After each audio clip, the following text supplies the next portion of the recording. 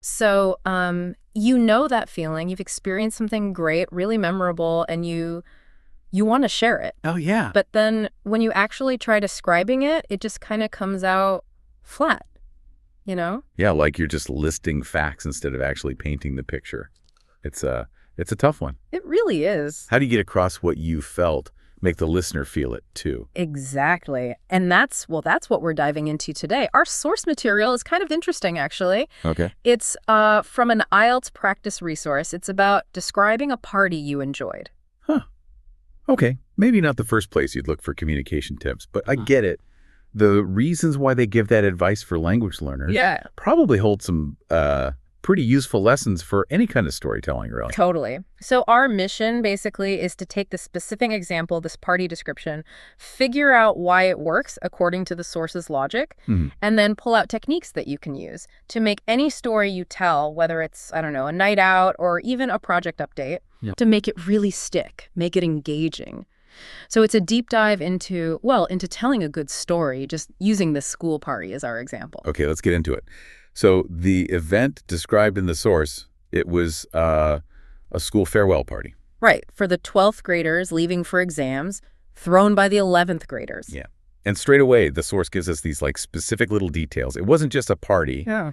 It was at a popular club in Chandigarh that grounds it immediately, gives it a place. And the theme, formal, everyone wears black. That's a strong visual, right? Sets a mood. Definitely. And there's personal detail in there, too. The speaker mentions it was their first time wearing a black suit. Oh, yeah.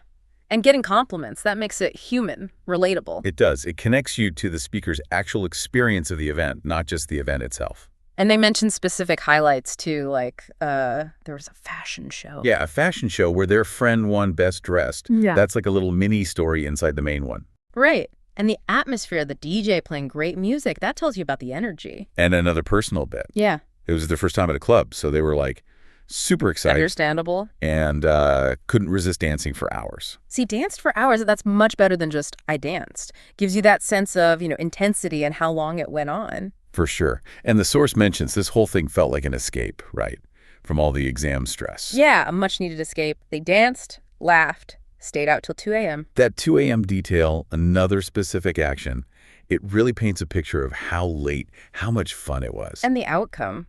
They're exhausted, yeah, but happy. That emotional payoff really works. The source sums it up by saying it was that mix, the music, the people, the good vibes that made it unforgettable. So why does the source actually recommend describing something like this for practice? Well, it forces you to work on key skills, talking about the past, obviously, but also expressing emotion. Right. Using detail and structure. It's not just listing things chronologically.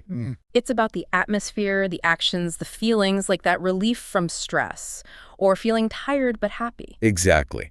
And the source explicitly mentions using descriptive vocabulary. Yeah. Makes a story come alive. Yeah, like mentioning the black suit, the club, the friend winning the award, feeling excited.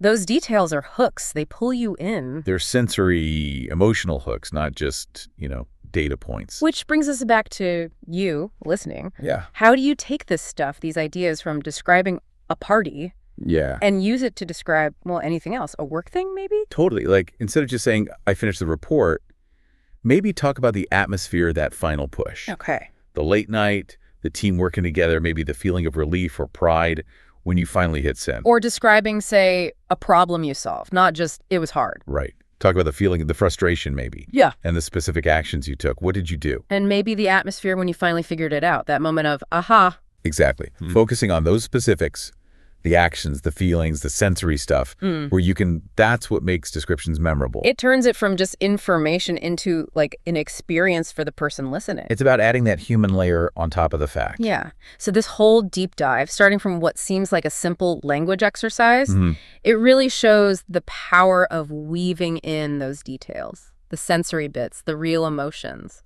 Makes whatever you're saying not just clear, but genuinely engaging. Memorable. So here's a thought for you to take away. Next time you're describing something, anything really, a trip, a challenge you faced, even just something interesting you noticed. Yeah.